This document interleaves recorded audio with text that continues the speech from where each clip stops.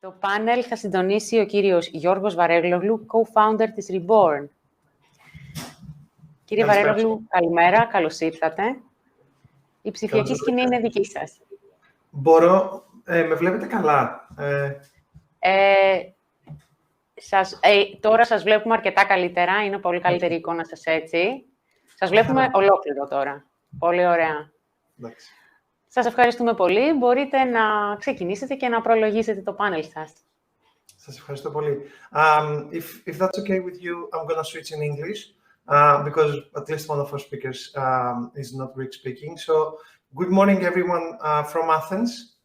My name is Giorgos Vareloglou. I'm the co-founder of and managing partner of REBORRN. And today, actually, I have the honor to be among professionals whose work I truly admire, and some of which I had the chance to work in the past couple of years. Before I start to introduce my guest, my fellow speakers, I wanna spend some time to discuss why we chose EVP as one of the things to focus today.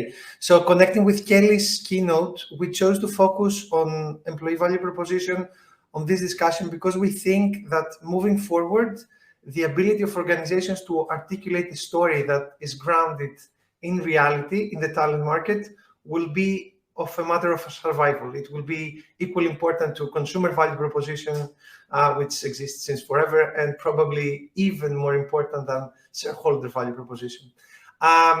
So I'm eager to discuss that, and today I have with me Tijana Kovacevic. Hi.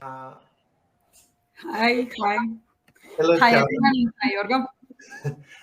So Tijana is a Serbian living in Athens, among other cities of the world, and she's currently the global head of people and organizational development at Wise, formerly known as TransferWise. I still call it TransferWise, and which is one of the fastest growing banks in the world that recently IPO'd in Nasdaq. Tijana is a professional that has more than 15 years of experience as a nature leader in various industries and especially geographies. Right, Tijana? So welcome. Thank you, Giorgo. Next up, I have Zane Goslinka. Zane, please forgive me if I didn't pronounce well your surname. You did very well. Good morning. Good morning. Zane is a German living in Athens. Dutch. He's Dutch living in Athens. I'm sorry. No worries. She's the director of talent at Marathon, serving as a strategic and operational advisor to all Marathon's portfolio companies on all things people. She's also, I would add, a vivid community leader. She's the founder of HR Greece, a very important community that started from Slack and has many other things. And she also has 15 years of experience from large organizations like Mario to hyper-growth startup like Hotjar to VC now to Marathon. So welcome, Sanne. Thank you very much, Giorgo. So finally, today with us is Alexandra Loy. Alex, if I can call you like that.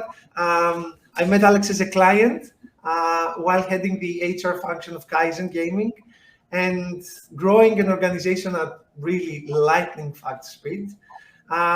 Now, Alex, most recently, it's like not more than a week, she announced that she's moving to Revolut to lead the HR function there. So congratulations, Alex.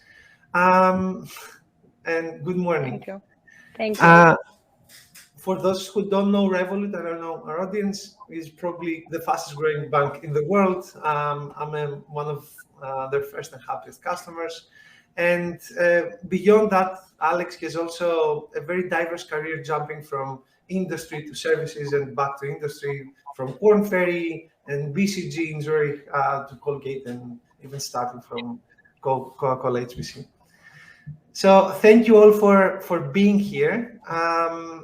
I will start with a very short introduction just to set the stage on what in my understanding is EVP. And I say in my understanding because you're all smarter than me, more expert than me in this. So I'm just here to facilitate the discussion.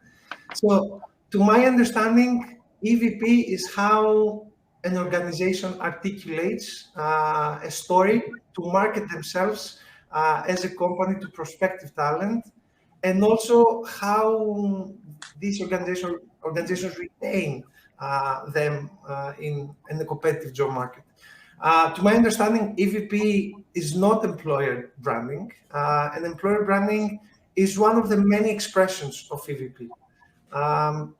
And definitely, and this is something that we're going to discuss because it's a very interesting topic, I don't think that EVP is what an organization aspires to be.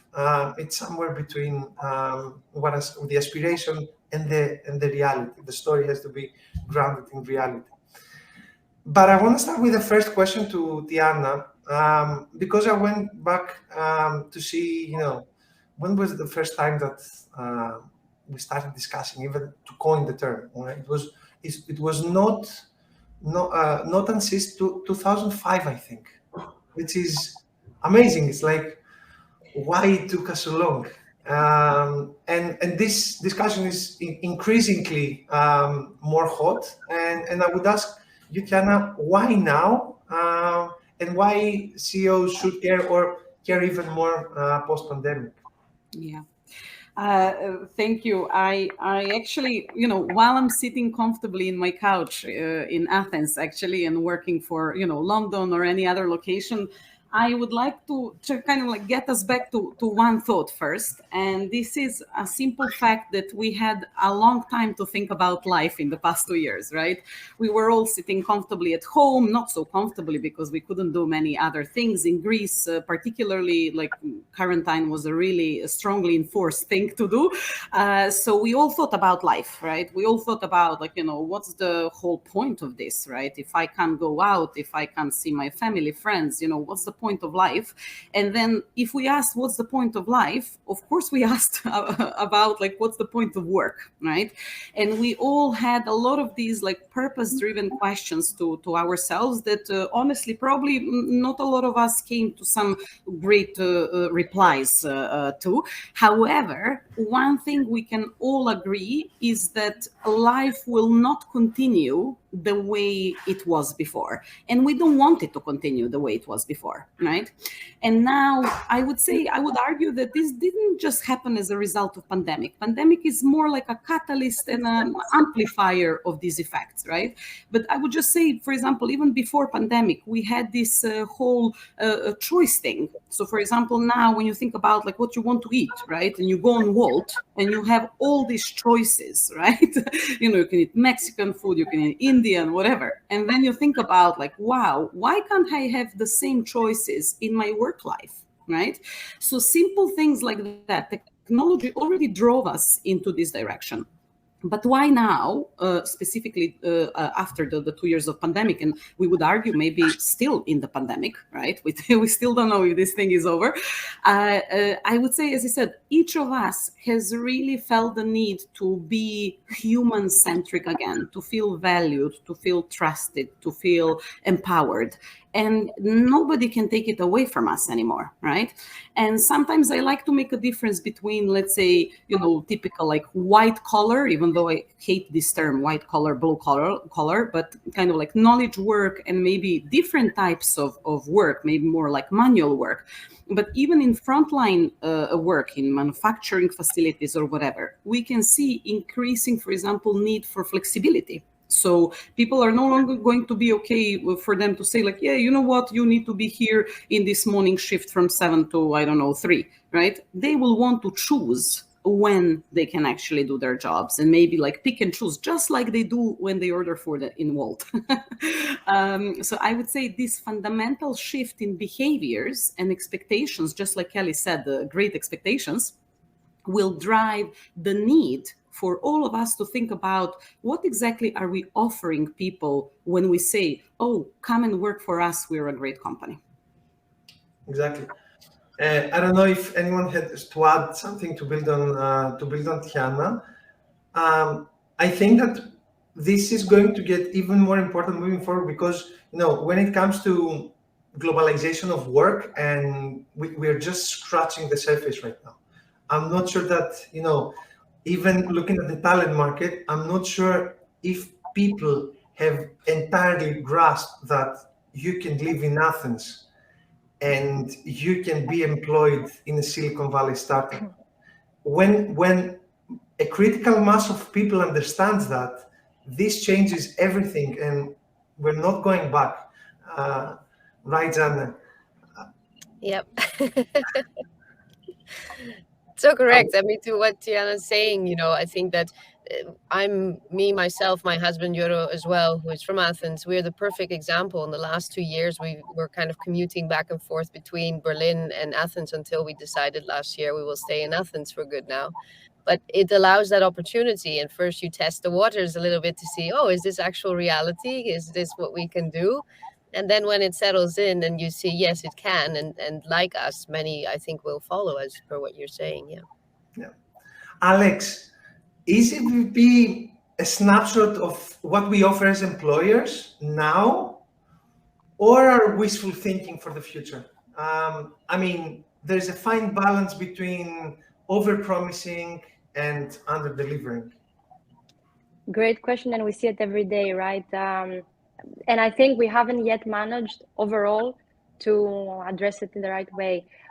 Many companies try to show more than they are, overpromise, and then people come in, they see things differently, and in the end, either they're not a good fit and they leave, or they create disruption within the teams, and that's also not okay. On the other hand, if we undersell, then we might miss on talent, we might miss on opportunities, we might miss on many things. So how can we keep the right balance? I guess that the key is to share the future prospects also. So this is where we are today. This is what we do today. This is who we are today. This is where we're going. This is who we are going to be. And these are the aspects that we are looking for. These are the people we are looking for. And this type of dialogue can make it so much more realistic for people to understand when they're joining, who they're joining, and make the right decisions. Because you don't want to get people on board and then retention levels to drop. So you have to strike a good balance behind it. Be honest and always share the future prospects too. So what it is now and what it could be, let's say. What it will be, what we want it to be. Yeah, exactly. I'm gonna go back to a question which is provocative to all three of you. So I have gone through your LinkedIn profiles, and combined you have worked in 23 companies.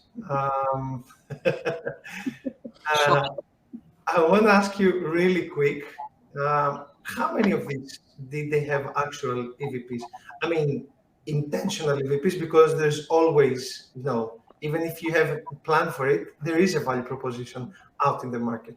You know what Revolut is about, you know what Wide is about, you know what Marathon is about, but, how many of the companies have spent time in let's structure that? Sanne, for example. Alex, go ahead. I was thinking that that all these names, yes, maybe are known today, but were they when they started? No, they weren't. So how did they do it, and what happened in the process? And I think the key answer to that is, which is your market? Is your market, for example, millennials? Is your market tech people? Depending on your market, your strategy on EVP is so much different.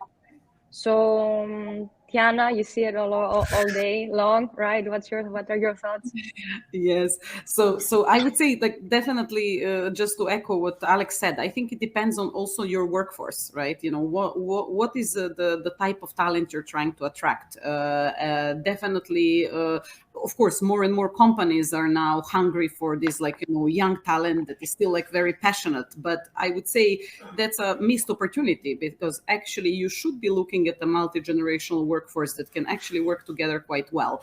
And now for me, I have to say really honestly, EVP is one of those things that, yes, where I've been, so for example, I can say like Coke and, Coca-Cola, HVC, it was really deliberately worked on, right? And, we try to define it and, we try to kind of portray that. But I always say your best EVP is current employees, right? They're actually telling your story.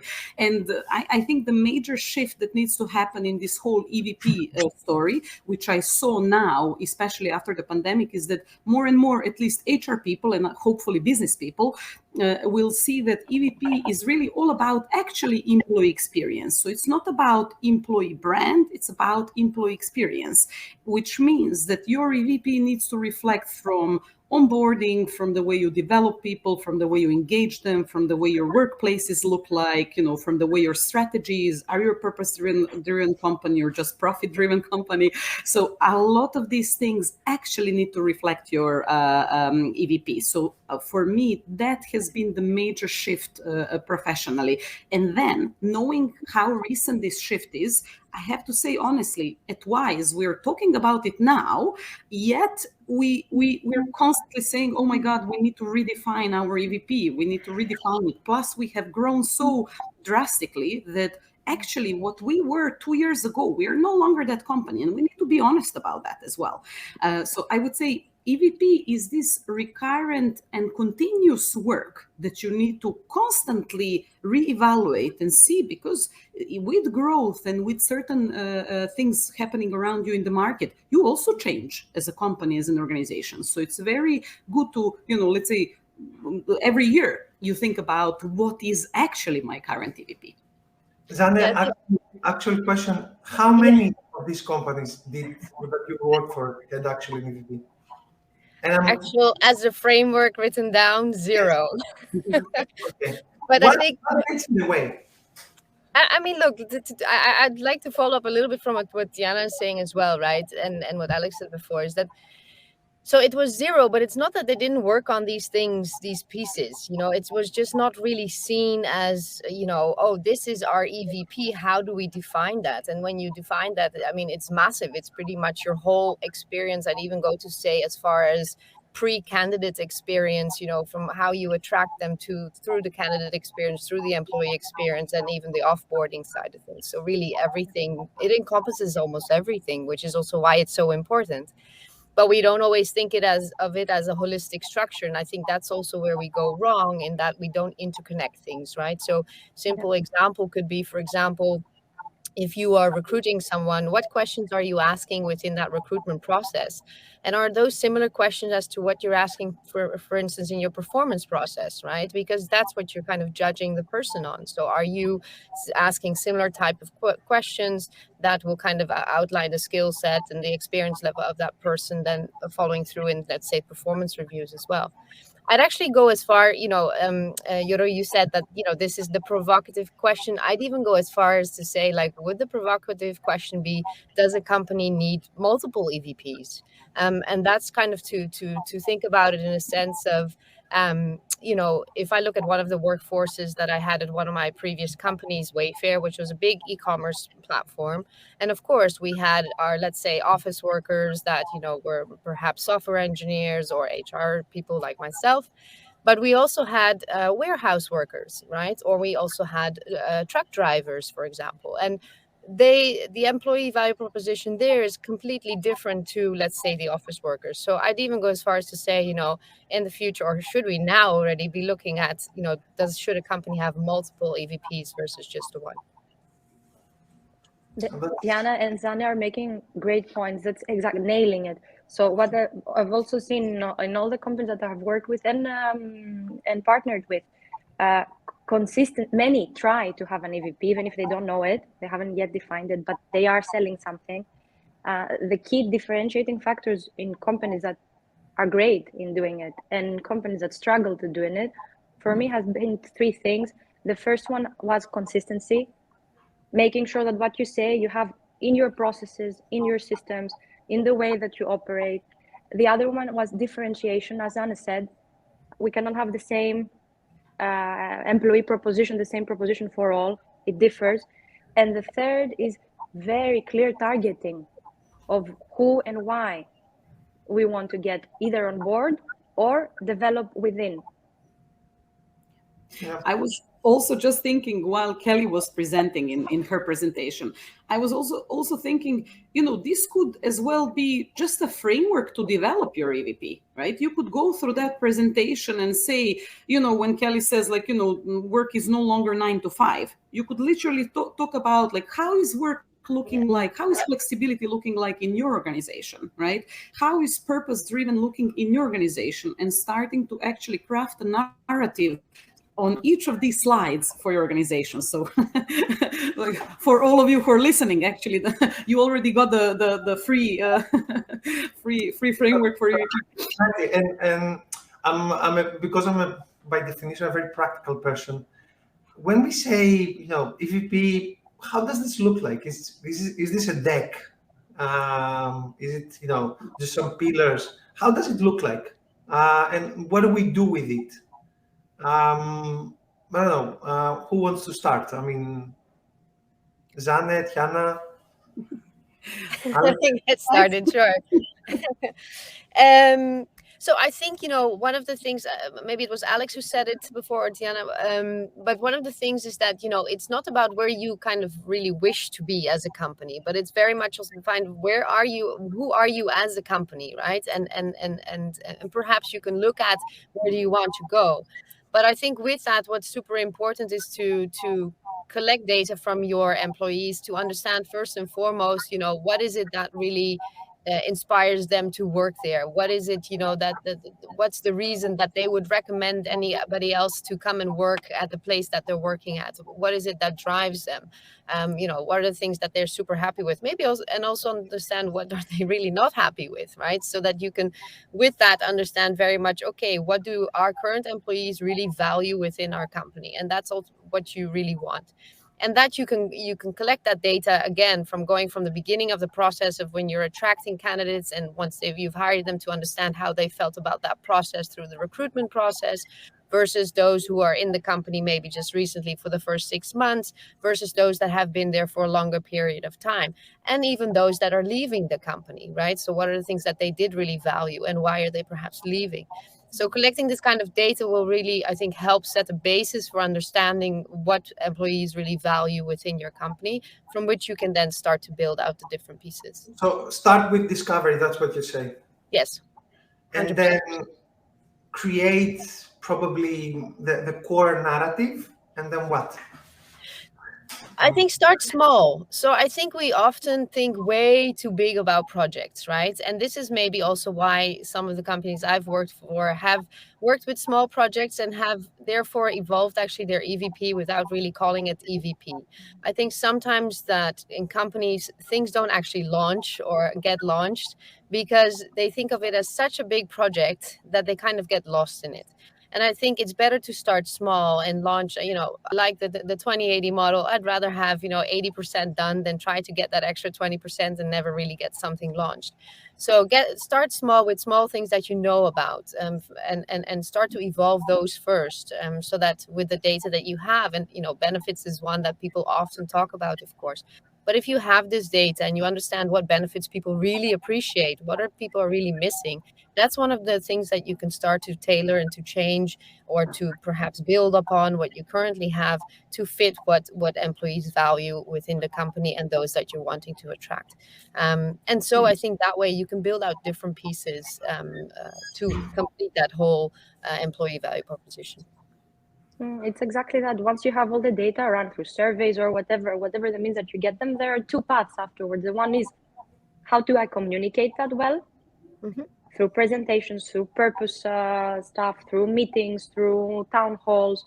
So that's one. And the other one is, what do I need to fix in order to be more close to where I want to be? Like the benefits packages, like experiences that I offer within and outside of the company, like recruitment process. So two paths that run parallelly. Yeah, Great. and I would just I would just add one more point to Alex said, and also who you hire, promote, and fire as well. How is your talent reflecting actually your EVP, right? So because that's really what the culture is about. But what is I'd like to touch on what Tijana is saying, if I may, just to show a little bit of a difference that I particularly see working now in Greece versus what I saw working in Germany or for an American company, for example. It's the firing piece. One of the things that I see not happening a lot here, and often because I'm told, well, we're a family business, which I understand very much, but the firing is often not done. And I think that it's just as important to think about who you fire versus who you hire.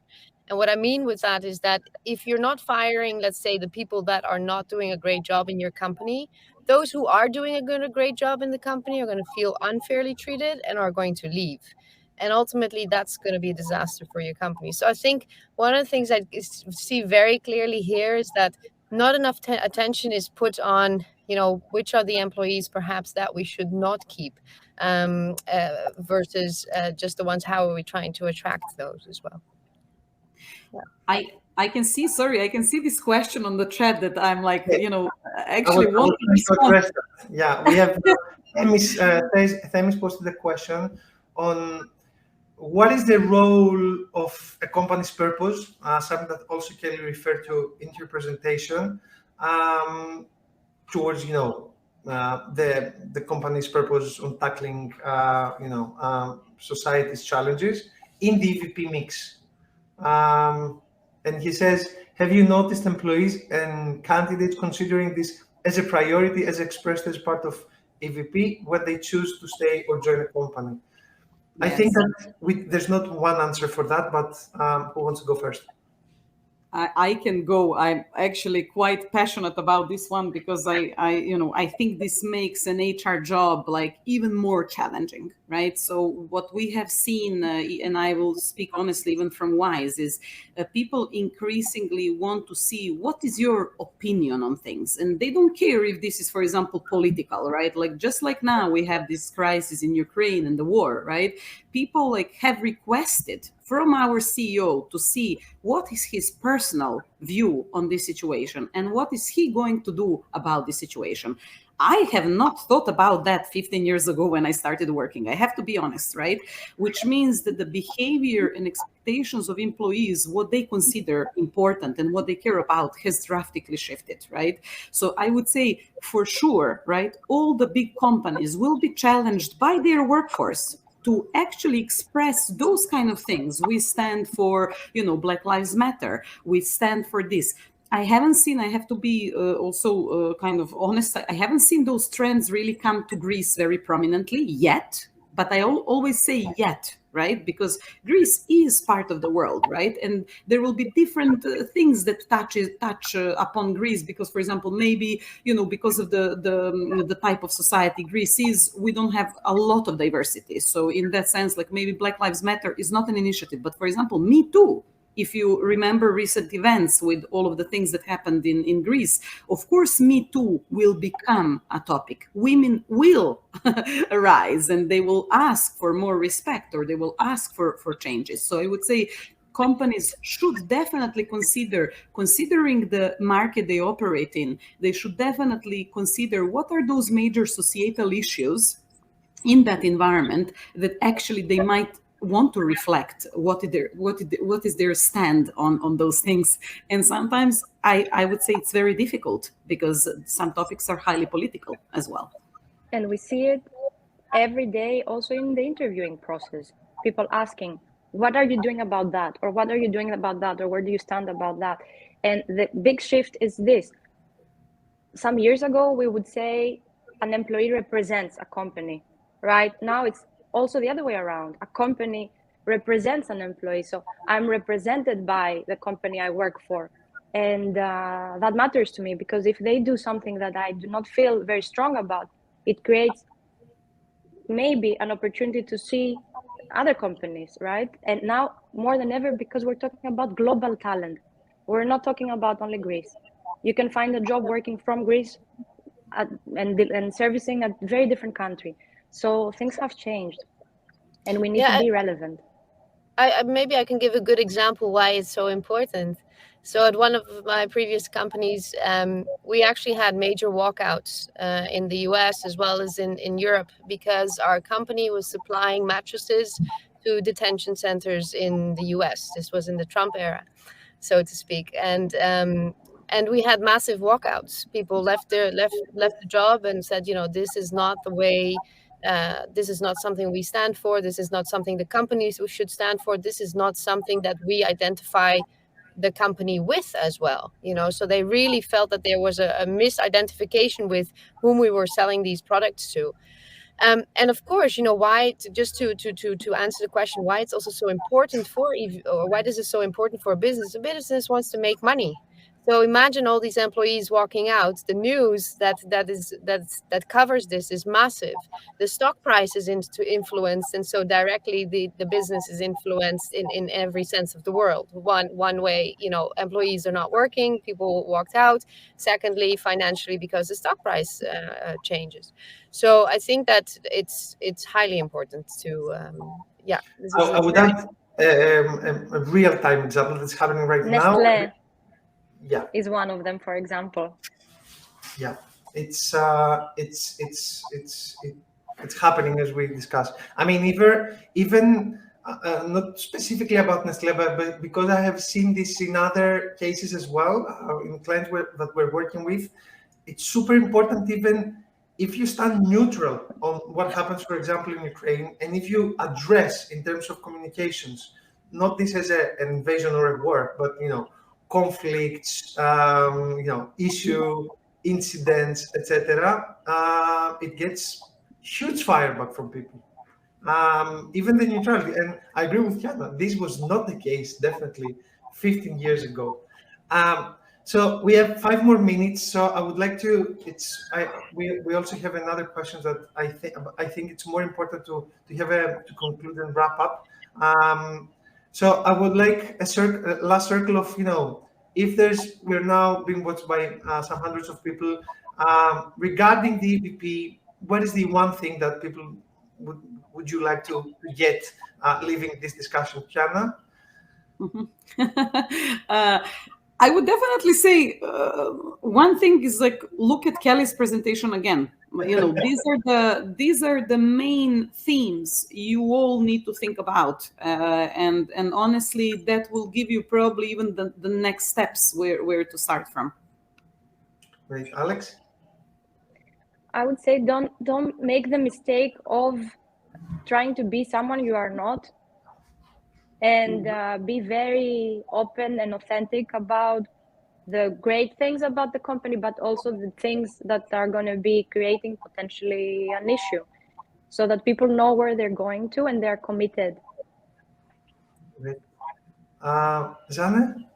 Yeah, sure. And maybe I'll just also answer Chrysanthe's question with that, because that's also what I find very important. And the other two, I think Alex and Tijana has already discussed, is that, find out what your current status is. What is your status quo? So find out the data, use that data, analyze it. Even if you're tiny, a small Survey Monkey or a small Google Forms can help you a long way in understanding what people value within your company, and new hires value within your company, or those leaving value in your company. So start small and build upon that. It's not about reinventing everything all at once. A lot of companies have done this already, and there are great examples out there as well. So use them, especially if you're not super knowledgeable on these areas, and start small and build up from there.